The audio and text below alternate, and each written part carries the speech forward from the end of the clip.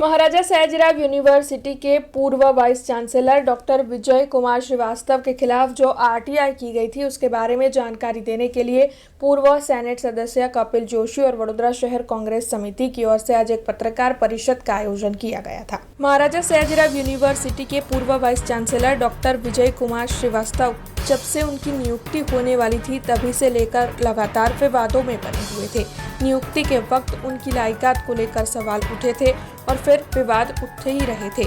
इन विवादों के बीच में डॉक्टर विजय कुमार श्रीवास्तव ने अपने पद पर से इस्तीफा दे दिया था, लेकिन उसके बाद भी यूनिवर्सिटी के निवास स्थान में वो रह रहे थे, जिसे लेकर भी लगातार विरोध उठ रहा था।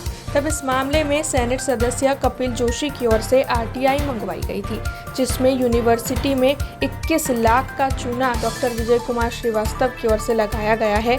ऐसे आरोप सेनेट सदस्य कपिल जोशी की ओर से लगाए जा रहे हैं। तो इस मामले के मद्देनजर आज सेनेट सदस्य कपिल जोशी और वडोदरा शहर कांग्रेस समिति ने पत्रकार परिषद का आयोजन किया था। इस दौरान सेनेट सदस्य कपिल जोशी के साथ वडोदरा शहर कांग्रेस प्रमुख ऋत्विज जोशी और अन्य अग्रणी भी मौजूद रहे थे और इस आरटीआई को लेकर इस पत्रकार परिषद के तहत ज्यादा जानकारी मुहैया करवाई गई थी। અમારા જે સાઇન મેમ્બર છે એ તમને ખબર છે જાગૃત સાઇન મેમ્બર દરેક મુદ્દા પર આરટીઆઈ કરીને એમને આરટીઆઈનો 30 દિવસમાં જવાબ ના લ્યો, ફર્સ્ટ અપીલમાં ગયા પછી ત્યાર સુધી જવાબ મળ્યો, એટલે એના માટે જે પણ આગળ કરવાની છે કાર્યવાહી એ લોકો કરશે।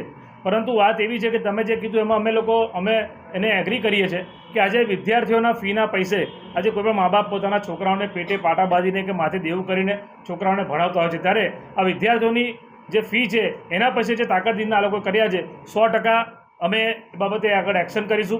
જ્યાં પત્ર લખવાનો હોય, જ્યાં આંદોલનની જરૂર પડશે ત્યારે કરીશું। અમારી જે વિદ્યાર્થી પાંખ છે NSUI એ પણ આ બાબતે હંમેશા આંદોલન કરે છે, આપ સૌ જાણો છો। પરંતુ આ પ્રશ્ન જે પ્રશ્ન તમે મને કીધો એ જ પ્રશ્ન આ વડોદરાના સાંસદ અને વડોદરાના ધારાસભ્યો કે જે લોકો સૂર્યા પેલેસ હોટલમાં વાઇસ ચાન્સેલર સાથે મિટિંગો કરતા હતા એમને પણ હું પૂછવા માગું છું કે આ યુનિવર્સિટીના રૂપિયાનું જે આ લોકોએ વાઇસ ચાન્સેલરે જે દુરુપયોગ કર્યો છે પૂર્વ વાઇસ ચાન્સેલરે એને આ લોકો કેવી રીતે પાછા અપાવશે એ પણ બહુ મોટો પ્રશ્ન છે। हमसे जुड़े रहने के लिए हमारे YouTube चैनल को सब्सक्राइब करें और नई वीडियो की नोटिफिकेशन के लिए बेल आइकॉन को दबाएं।